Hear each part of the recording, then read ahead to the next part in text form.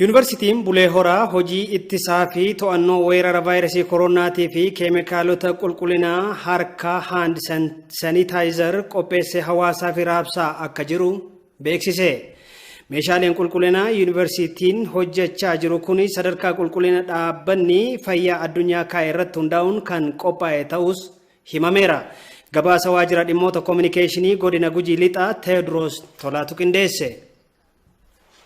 Yuunivarsiitiin Bulee Horaa hojii ittisaa fi to'annoo vaayirasii kooronaatiif qulqulleessituu harkaa yookaan haandi saanitaayizarii qopheessuun hawaasaaf raabsuudhaaf akka jiru beeksiseera. Yuunivarsiitichi tajaajila hawaasa naannichaatiif kennaatii jiru cimsee itti fufuun ammattis tatamsa'ina vaayirasii kooronaa addunyaa gaagaatii jiru ittisuudhaaf meeshaalee qulqullina harkaa laaboraatoorii isaa keessatti qopheessaa jira. Meeshaaleen qulqullinaa yuunivarsiitichi oomishaatii jiru kunis sadarkaa qulqullinaa dhaabbanni fayyaa addunyaa yookaan WHO'n ajajuun kan qophaa'e ta'uu diiniin kolleejjii fayyaa yuunivarsiitii Bulee Horaa obbo Yimar Hoxxeessaa dubbatan. Giliseroolii persentii meeqa, alkoolii, itaanoolii persentii meeqa, haayidroojin peeroksaayidii persentii meeqa, bishaan distiilli ta'e persentii meeqa hamma akka walitti makuu qabnu istaandaardiin ta'eera.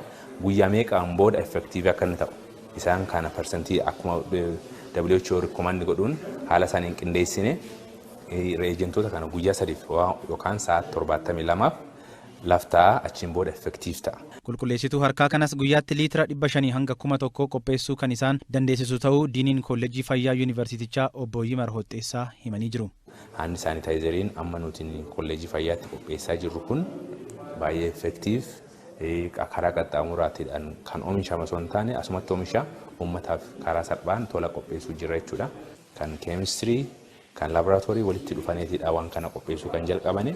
Kanaafuu effektiiviidha. Daayirektarri koominikeeshinii yuunivarsiitii Bulee Horaa obbo Daani'eel Seefuu gama isaaniitiin hawaasaaf odeeffannoon ittisa vaayirasii kooroonaa of eeggannoof gargaaru sirnaan kennamaatii jiraachuu himanii ammas garuu tuttuqqii fi addaan fageenya namootaa irratti hanqinni hubannoo jiraachuu dubbatan. Kanaafis odeeffannoo fi gorsa ogeeyyii fayyaa hojiirra oolchuun of dagannaa hawaasaa kana maqsuufis hojiilee hubannoo cimsuu akka hojjetanis himan. Konkolaataa qabanneetiin naannawaatiin bakka uummati gabayaa itti baay'atu gabayaa keessas ta'ee magaala keessa naannawaatiin yeroo gorsaa ture akkasumas wal tuttuquu dhiisuun harka wal qabachuu dhiisuun kunni haga ammaa xiqqoo akka gaariitti hojiirra oolatti hin jiru. Maaf jennaan wanti dhaga'amaa jiru sadarkaa addunyaati. Gama biyya akka biyya keenyaatti ammoo Finfinnee keessatti Adaamaa keessatti argameera dhibeen kun jedhamee odeeffannoo achi dhaga'an malee asitti wanti isa biratti akka dhufuu danda'u salphisanii ilaaluun jira.